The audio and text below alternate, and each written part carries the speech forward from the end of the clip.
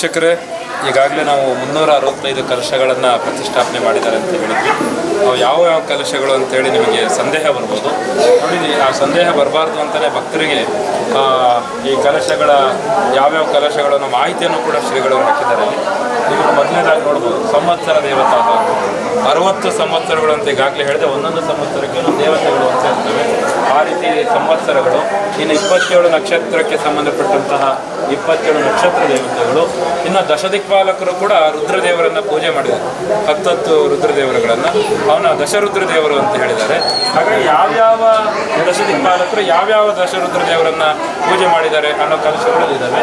ಈಗಾಗಲೇ ಸಂವತ್ಸರದ ದೇವತೆಗಳಲ್ಲಿ 60ರಲ್ಲಿ 20 ದೇವತೆಗಳನ್ನು, ನಕ್ಷತ್ರದಲ್ಲಿ 27ರಲ್ಲಿ 14 ಮತ್ತು ಯಮ ದಕ್ಷಿಣ ದಿಕ್ಪಾಲಕನಾಗಿರ್ತಕ್ಕಂಥ ಯಮ ಅವನು ಪೂಜೆ ಮಾಡಿರ್ತಕ್ಕಂಥ ದಶರುದ್ರರು 10 ಜನಗಳ ಹೆಸರನ್ನು ಕೂಡ ಇಲ್ಲಿ ಹಾಕಿದ್ದಾರೆ. ನಂತರದಲ್ಲಿ ಇಲ್ಲಿ ಬಂದರೆ ಈ ಮಹಾಮೃತ್ಯುಂಜಯ ಹೋಮಕ್ಕೆ ಅಂದಾಗ ಆಯಸ್ಸಿಗೆ ವೃದ್ಧಿಗೆ ಮಾಡ್ತಕ್ಕಂಥ ಸಂದರ್ಭದಲ್ಲಿ 7 ಚಿರಂಜೀವಿಗಳು ಯಾರು ಅವರನ್ನು ಪ್ರತಿನಿತ್ಯ ನಾವು ಸ್ಮರಣೆ ಮಾಡಬೇಕು ಅನ್ನೋ ದಿಸಲ್ಲಿ ಅವ್ರಿಗೆ ಗೊತ್ತಾಗಲಿ ಅಂತೇಳಿ 7 ಚಿರಂಜೀವಿಗಳು ಮತ್ತು ನಂತರದಲ್ಲಿ ಅಷ್ಟಾವಸ ದೇವತೆಗಳನ್ನು ಕೂಡ ಇಲ್ಲಿ ಈ ಭಾಗದಲ್ಲಿ ಪ್ರತಿಷ್ಠಾಪನೆ ಮಾಡ್ಕೊಂಡು ಬಂದಿರತಕ್ಕಂಥದ್ದು. ಮುಂದುವರೆದುಕೊಂಡು ಈ ಕಡೆ ಬಂದರೆ ಈಗಾಗಲೇ ನಾನು ಹೇಳಿದಾಗ ಅಲ್ಲಿ 20ಕ್ಕೆ ನಿಂತಿತ್ತು ಸಂವತ್ಸರ ದೇವತೆಗಳು. ಇಲ್ಲಿ 21ರಿಂದ 40ಕ್ಕೆ ಮುಕ್ತಾಯಗೊಳ್ತದೆ. ನಂತರದಲ್ಲಿ ನಕ್ಷತ್ರ ದೇವತೆ ಕೂಡ ಅಷ್ಟೇ 15ರಿಂದ 27ನೇ ನಕ್ಷತ್ರಕ್ಕೆ ಕೂಡ ಅದು ಮುಕ್ತಾಯಗೊಳ್ತದೆ. ಇಲ್ಲಿ ನೈಋತ್ಯ ದಿಕ್ಕಿನ ಅಧಿದೇವತೆ ಆಗಿರ್ತಕ್ಕಂಥ ನಿವೃತ್ತಿ ಪೂಜೆ ಮಾಡಿರ್ತಕ್ಕಂತಹ ರುದ್ರದೇವರ ಹೆಸರನ್ನು ಕೂಡ ಇಲ್ಲಿ ತೋರಿಸಿ ಆ ರುದ್ರದೇವರನ್ನು ಕೂಡ ಪ್ರತಿಷ್ಠಾಪನೆ ಮಾಡ್ಕೊಂಡು ಬಂದಿರತಕ್ಕಂಥದ್ದು.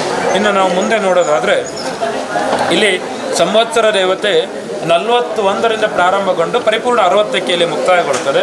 ಇನ್ನು 27 ಯೋಗಗಳು ಅಂತ ಹೇಳಿ ನಾವು ಪಂಚಾಂಗ ಅಂತ ನೋಡಬೇಕಾದ್ರೆ ತಿಥಿ ವಾರ ನಕ್ಷತ್ರ ಯೋಗ ಕರಣ ಅಂತೇಳಿ ಪಂಚ ಅಂಗಗಳನ್ನು ನೋಡ್ತೀವಿ. ಅದರಲ್ಲಿ ಯೋಗವು ಕೂಡ ಒಂದು. ಆ 27 ಯೋಗಗಳಲ್ಲಿ 13 ಯೋಗಗಳ ದೇವತೆಗಳನ್ನು ಇಲ್ಲಿ ಬರೆದು ಅವರನ್ನು ಪ್ರತಿಷ್ಠಾಪನೆ ಮಾಡಿರ್ತಕ್ಕಂಥದ್ದು. ಇನ್ನು ವರ್ಣ ಪೂಜೆ ಮಾಡಿರ್ತಕ್ಕಂತಹ ದಶ ರುದ್ರದೇವರನ್ನು ಕೂಡ ಹೆಸರನ್ನು ಹೇಳಿ ಅವರನ್ನು ಕೂಡ ಪ್ರತಿಷ್ಠಾಪನೆ ಮಾಡಿರ್ತಕ್ಕಂಥದ್ದು. ಇಲ್ಲಿ ಮೇಲ್ಭಾಗದಲ್ಲಿ ಸಂವತ್ಸರ ದೇವತೆಗಳು, ಮಧ್ಯಭಾಗದಲ್ಲಿ ಯೋಗ ದೇವತೆಗಳು, ಕೊನೆಯ ಭಾಗದಲ್ಲಿ ದಶರುದ್ರ ದೇವತೆಗಳು ಇಲ್ಲಿ ಪ್ರತಿಷ್ಠಾಪನೆಗೊಂಡಿರ್ತಕ್ಕಂಥದ್ದು.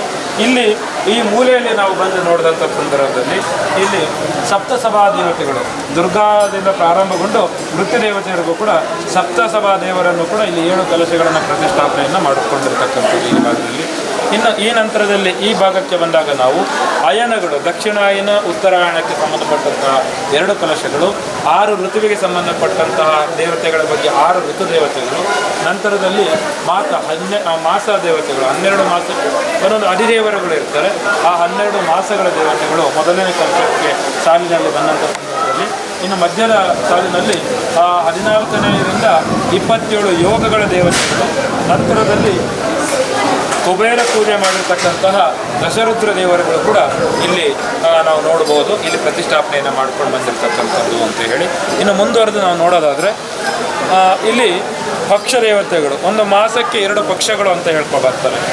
ಕೃಷ್ಣ ಪಕ್ಷ, ಶುಕ್ಲ ಪಕ್ಷ ಅಂತ ಹೇಳಿ 2 ಪಕ್ಷ ದೇವತೆಗಳು. ಇನ್ನು ಈ ವಾರಕ್ಕೆ 7 ದಿನ ಹಾಗೆ ವಾಸರ ದೇವತೆಗಳು. ನಂತರದಲ್ಲಿ ಕರ್ಣ ದೇವತೆಗಳು ಅಂದರೆ 11 ಕರ್ಣಕ್ಕೆ ಸಂಬಂಧಪಟ್ಟಂಥ ಕರ್ಣ ದೇವತೆಗಳು.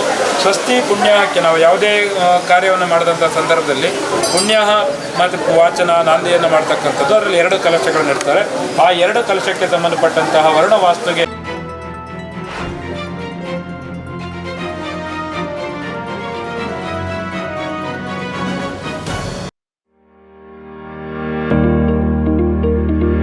ರಾಣೆಬೆನ್ನೂರು ನಗರದಲ್ಲಿ 3 ತಲೆಮಾರುಗಳಿಂದ ಚಿನ್ನ, ಬೆಳ್ಳಿ ಮತ್ತು ರತ್ನಪಡಿ ಬೇಡಿಕೆಗಳ ಪೂರೈಸಲು ನಿಮ್ಮ ಸೇವೆಯಲ್ಲಿ ತೊಡಗಿರುವ ವೆಂಕಟೇಶ್ ಜ್ಯುವೆಲರ್ಸ್ ಹಿಂದೆ ಭೇಟಿ ಕೊಡಿ.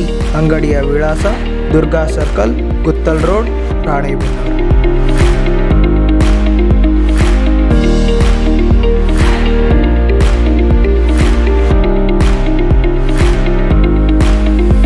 ಸರಳತೆ, ಗುಣಮಟ್ಟ ಮತ್ತು ವಿನ್ಯಾಸದೊಂದಿಗೆ ನಿಮ್ಮನ್ನು ಆಕರ್ಷಿಸುವ ಸರಳ ಗುರಿಯೊಂದಿಗೆ ನಾವು ನಮ್ಮ ಆಭರಣ ಸಂಗ್ರಹವನ್ನು ಉದ್ದೇಶಿಸಿದ್ದೇವೆ.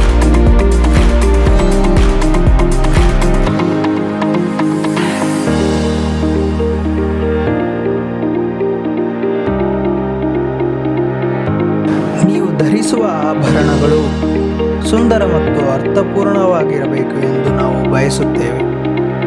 ಇನ್ನು ಏತಕ್ಕಾಗಿ ಕಾಯುತ್ತೀವಿ? ಹಿಂದೆ ಭೇಟಿ ಕೊಡಿ. Venkatesh jewellers, Durga circle, Guttal road, Ranebennur.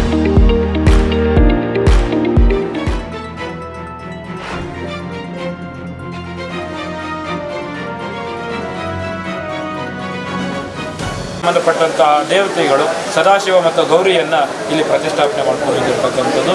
ಈಗಾಗಲೇ 16 ತಿಥಿಗಳು ನಾವು ನೋಡ್ತಕ್ಕಂಥದ್ದು.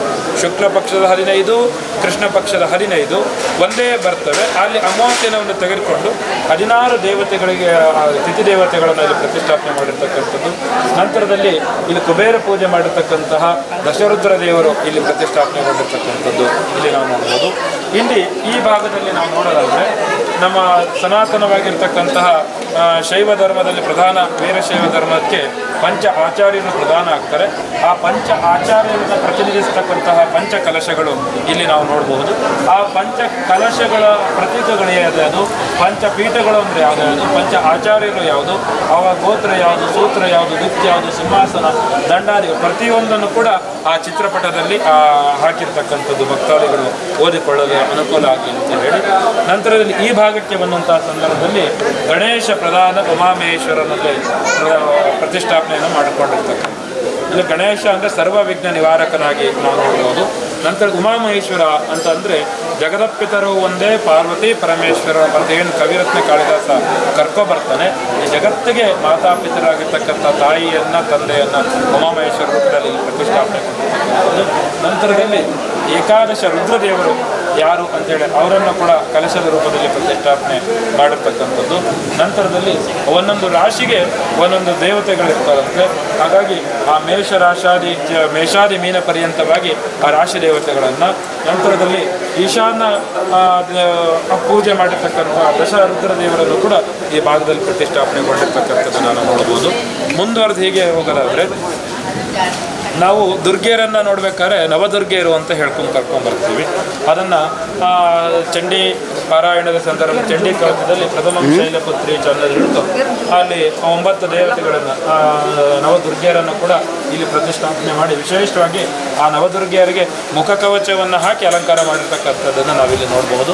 ನಂತರದಲ್ಲಿ ಅಷ್ಟಾದಿಕ್ಷು ಲೋಕಪಾಲಕ, ಈಗ ಆ 8 ದಿಕ್ಕುಗಳಿಗೂ ಕೂಡ ಲೋಕಪಾಲಕ ದೇವರನ್ನು ಕೂಡ ಇಲ್ಲಿ ಪ್ರತಿಷ್ಠಾಪನೆ ಮಾಡಿರ್ತಕ್ಕಂಥದ್ದು. ಮತ್ತು 24 ಪ್ರಮಥ ಗಣಗಳು ನಂದಿಯಾದಿ ಪರ್ಯಂತವಾಗಿ ಗೌತಮ ಪರ್ಯಂತವಾಗಿ ಆ ಪ್ರಮಥ ಗಣಗಳ ಕಲಶವನ್ನು ಇಲ್ಲಿ ನಾವು ನೋಡಬಹುದು. ನಂತರದಲ್ಲಿ ಇಂದ್ರ ಪೂಜೆಯನ್ನು ಮಾಡಿರ್ತಕ್ಕಂತಹ ದಶರುದ್ರರನ್ನು ಕೂಡ ಈ ಕಲಶದ ರೂಪದಲ್ಲಿ ಇಲ್ಲಿ ಆರಾಧನೆ ನಡೀತಾ ಇರತಕ್ಕಂಥದ್ದು.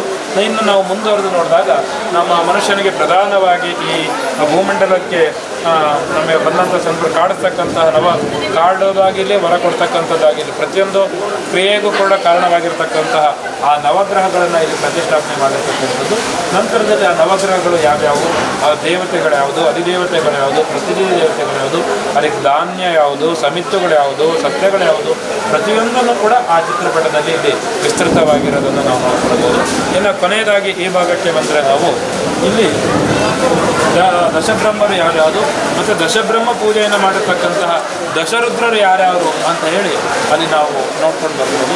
ನಂತರದಲ್ಲಿ ದಶವಿಷ್ಣು ಪೂಜಿತಂತಹ ರುದ್ರರು ಯಾರು, ವಿಷ್ಣುನು ಕೂಡ ರುದ್ರದೇವರನ್ನು ಪೂಜೆ ಮಾಡಿರ್ತಕ್ಕಂಥದ್ದು. ಅಂದರೆ ವಿಷ್ಣು ಅವರು ಈಶ್ವರ ಶಿವನನ್ನು ಪೂಜೆಯನ್ನು ಮಾಡಿಕೊಂಡು ಬಂದಿರತಕ್ಕಂಥದ್ದು. ಸರ್ವಂ ಲಿಂಗಮಯಂ ಜಗತ್ತು ಅಂತ ಕಳ್ಕೊಳ್ತೀವಿ.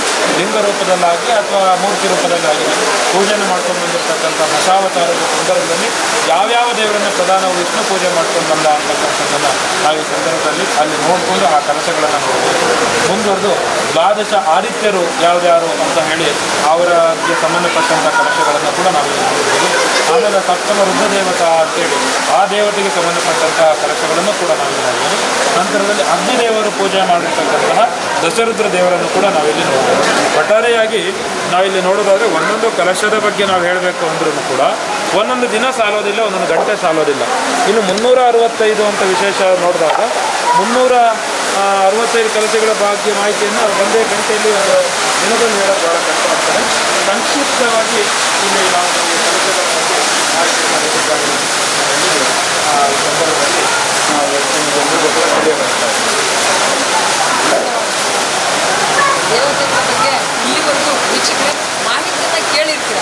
ಈಗಿನ ಕಾಲದಲ್ಲೂ ಈ ಯಜ್ಞಗಳನ್ನು ಮಾಡಬೇಕು ಅಂದರೆ ಎಷ್ಟೊಂದು ಖರ್ಚುಗಳು ಬರ್ತಾವಂತ ನಿಮಗೆಲ್ಲ ಗೊತ್ತಿದೆ. ಅದರಲ್ಲಿ ಕೂಡ ಇಂಥ ಮಠ ಮಾನ್ಯಗಳಲ್ಲಿ ಸಾರ್ವಜನಿಕರಿಗೋಸ್ಕರನೇ ಅಂತಂದರೆ ಈ ಯಜ್ಞ ಯಾಗಾದಿಗಳನ್ನು ಮಾಡ್ತಾರೆ. ನೀವು ಕೂಡ ಬಂದು ಭಾಗವಹಿಸಿ ಮತ್ತೆ ನಾವು ನೀವು ಸಿಗೋಣ ವೀಕ್ಷಕರೇ.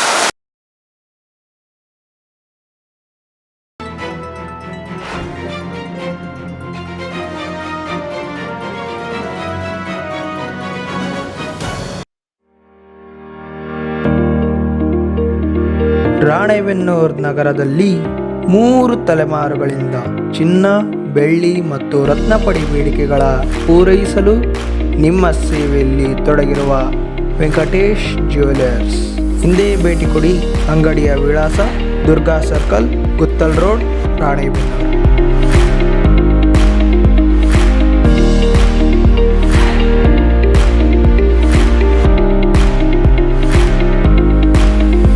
ಸರಳತೆ, ಗುಣಮಟ್ಟ ಮತ್ತು ವಿನ್ಯಾಸದೊಂದಿಗೆ ನಿಮ್ಮನ್ನು ಆಕರ್ಷಿಸುವ ಸರಳ ಗುರಿಯೊಂದಿಗೆ ನಾವು ನಮ್ಮ ಆಭರಣ ಸಂಗ್ರಹವನ್ನು ಉದ್ದೇಶಿಸಿದ್ದೇವೆ.